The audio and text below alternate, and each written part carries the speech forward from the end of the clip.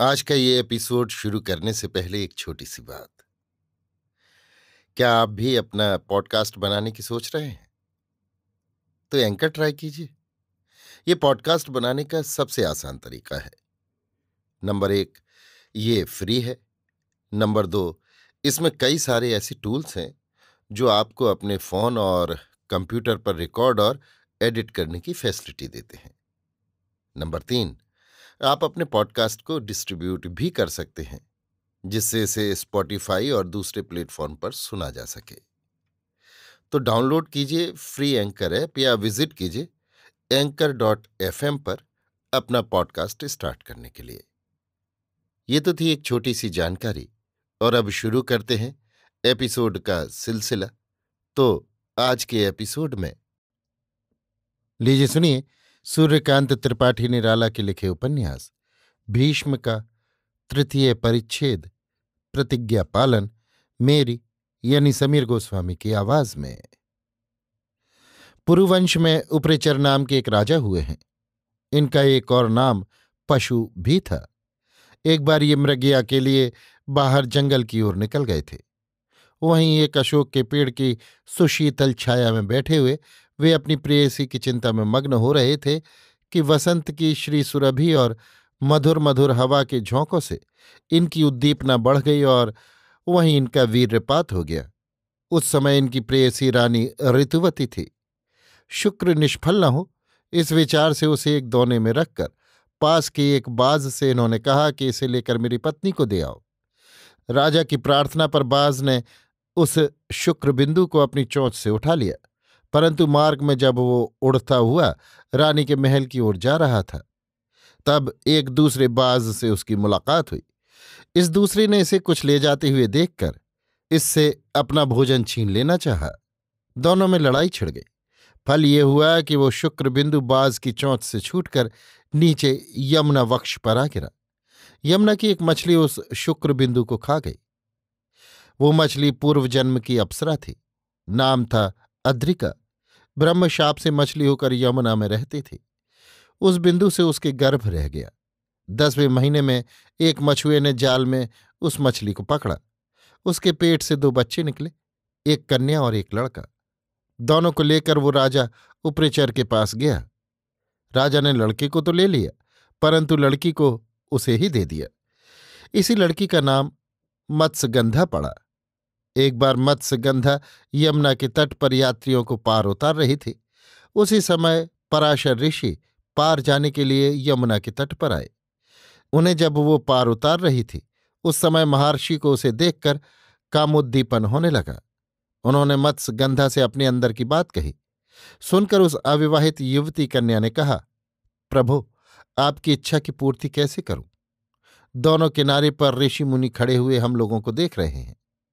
पराशर ऋषि ने कहा, अच्छा, तुम्हें लज्जा होती है तो ये लो, हम कोहरे की सृष्टि करते हैं। महर्षि की इच्छा मात्र से दोनों तट कोहरे से समाच्छन्न हो गए। तब उस कुमारी ने कहा, भगवान, मैं अविवाहिता हूं। मेरा सतीत्व नष्ट होगा तो मेरा कुमारीपन फिर नष्ट हो जाएगा। महर्षि बोले, शुभे, मेरी इच्छा पूरी होगी तो तुम्हारा कौमार्य नष्ट न होगा। मैं तुम पर प्रसन्न हूं, तुम मेरी कामना पूरी करो।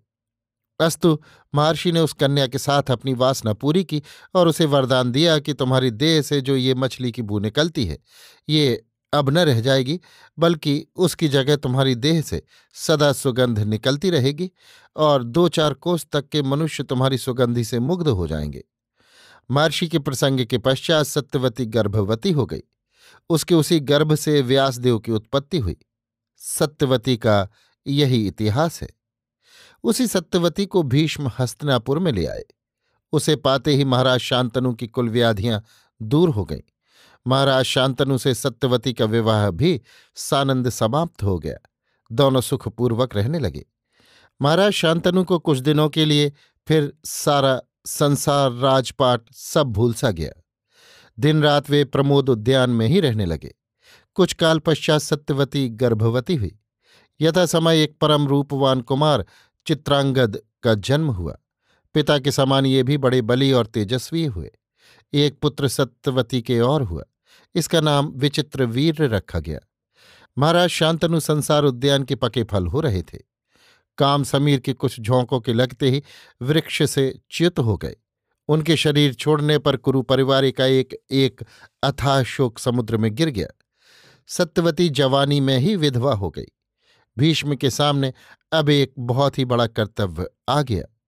पिता की श्राद्ध क्रिया, माता को आश्वासन प्रदान, भाइयों की शिक्षा, उधर निष्प्रह भाव से राज्य शासन, सब काम एक साथ ही भीष्म पर मानो उनके धैर्य की परीक्षा के लिए नियति की अजय सेना की तरह टूट पड़े।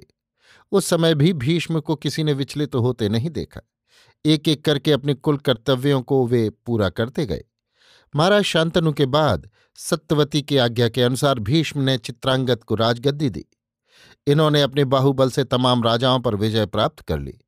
उसी समय चित्रांगद नाम का एक दूसरा राजा था। वो गंधर्व था। उसके बल की थाह न थी। चारों ओर उसके बल विक्रम की तारीफ हो रही थी। ये प्रशंसा सुनकर समर में परास्त करने के लिए कुरुवंशी चित्रांगद ने अपनी फौज और सामंत सरदारों के साथ उस पर चढ़ाई का डंका पिटवा दिया। समर भूमि में प्रचंड प्रतिद्वंद्विता छिड़ गई। आखिर शांतनु के पुत्र चित्रांगद उस गंधर्व के हाथों मारे गए। भीष्म को इसका अत्यंत शोक हुआ, परंतु विधि की इच्छा पर किसी का क्या वश। भीष्म मन मार कर रह गए।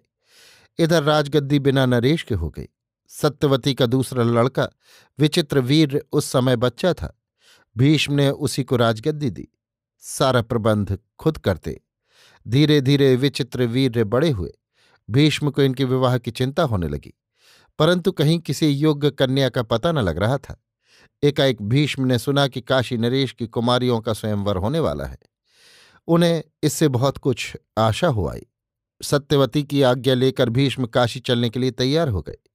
काशी में भारत भर के बड़े बड़े राजा महाराजा इकट्ठे थे। स्वयंवर सभा का दिन भी आ गया। काशी नरेश ने सब राजाओं का उचित स्वागत किया। सभा में अपने अपने आसनों पर देश देश के राजा महाराजा बैठे हुए थे। भीष्म भी अपने आसन पर विराजमान थे। काशी नरेश की 3 लड़कियां सखियों के साथ एक ओर बड़ी साज सज्जा से खड़ी हुई थी। भाट उनके सामने सब देश के राजाओं की तारीफ कर रहा था। भीष्म को अब अधिक विलंब करना अनुचित जान पड़ा, क्योंकि वे कुछ अपने विवाह के लिए तो गए ही न थे। उनका उद्देश्य कुछ दूसरा था।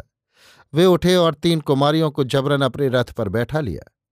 सब राजा भीष्म का मुंह ताकते रह गए। भीष्म ने कहा, आमंत्रित राजाओं, भारत में विवाह की कितनी ही प्रथाएं प्रचलित हैं। कोई तो अपनी कन्या को वस्त्र और अलंकारों से सुसज्जित करके किसी योग्य पात्र को कन्या दान करते हैं। कोई गौ मिथुन का दान करके फिर कन्या दान करते हैं। कोई दहेज देकर कन्या का विवाह करते हैं। कोई बलपूर्वक विवाह करते हैं। कोई प्रेम संभाषण द्वारा अविवाहित युवती को मुग्ध करके उसका पाणी पीड़न करते हैं। कोई प्रमत्ता कुमारी स्वेच्छा से विवाह करती है। कोई आर्ष विवाह विधि के अनुसार विवाह करते हैं। कोई कन्या की माता को बहुत सा धन देकर कन्या से विवाह करते हैं।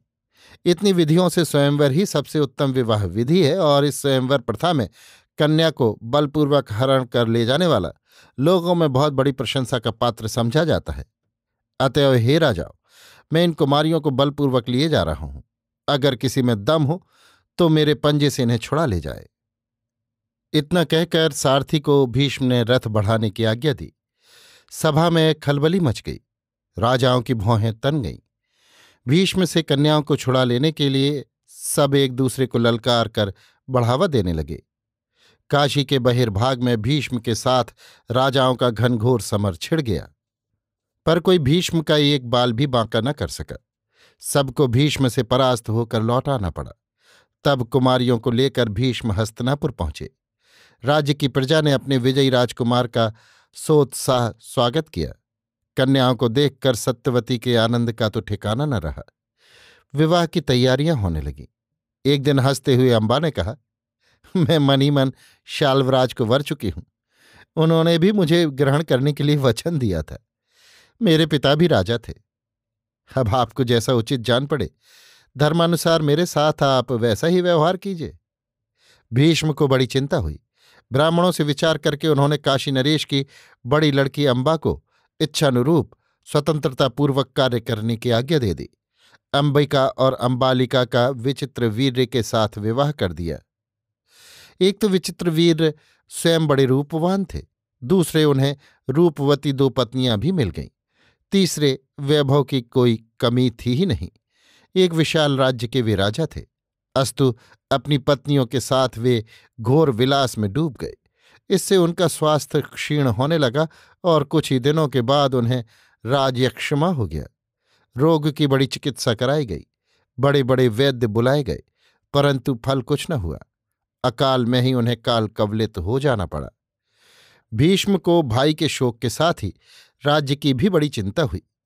सत्यवती को अपने कुल की और पिंडोदक की चिंता थी। एक दिन उन्होंने भीष्म से कहा, महात्मन, तुम्हारा यश संसार में प्रसिद्ध हो रहा है।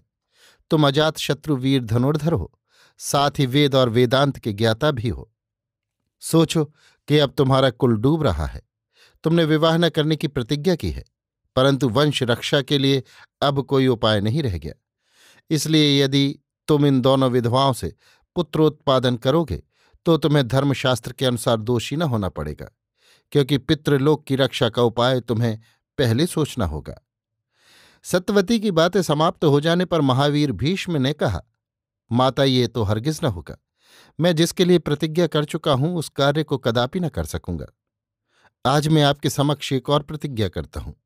सुनिए, मैं तीनों लोक की प्राप्ति छोड़ सकता हूं, स्वर्ग भोग छोड़ सकता हूं, इंद्रत्व का त्याग कर सकता हूं।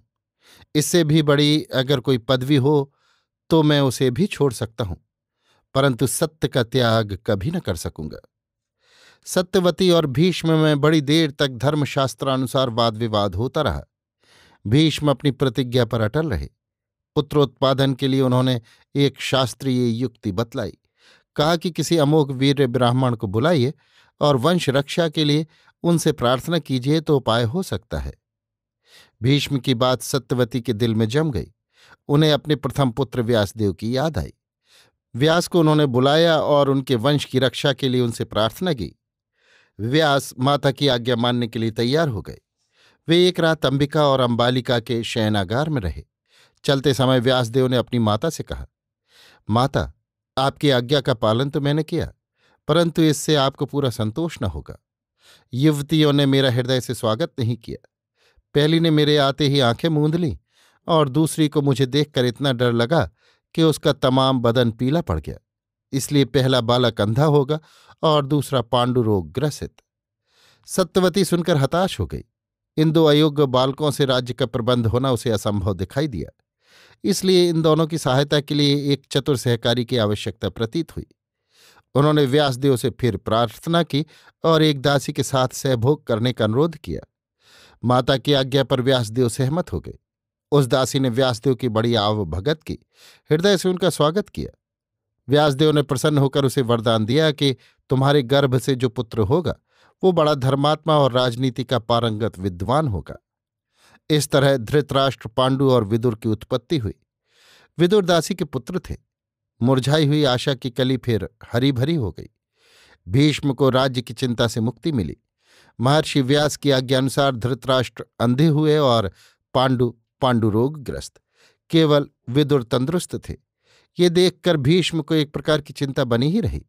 धृतराष्ट्र का विवाह उन्होंने गांधार देश की राजकन्या गांधारी के साथ कर दिया। गांधारी को जब मालूम हुआ कि उनके पति अंधे हैं, तब उन्होंने भी आंखों में पट्टी बांध ली और अपना संपूर्ण जीवन इसी अवस्था में बिता दिया। परपुरुष का उन्होंने कभी मुखावलोकन भी नहीं किया। पांडु के दो विवाह हुए। उनकी प्रथम पत्नी कुंती थी और दूसरी माद्री। धृतराष्ट्र के 100 पुत्र हुए, जिनमें दुर्योधन सबसे बड़ा था, और पांडु के 5 पुत्र हुए, 3 कुंती के गर्भ से और 2 माद्री के गर्भ से। युधिष्ठिर, भीम और अर्जुन कुंती के पुत्र थे और नकुल और सहदेव माद्री के। विचित्र वीर्य की तरह पांडु को भी यौवन की प्रथम अवस्था में ही कालग्रस्त हो जाना पड़ा। इन्हें एक ऋषि का ऐसा ही शाप था।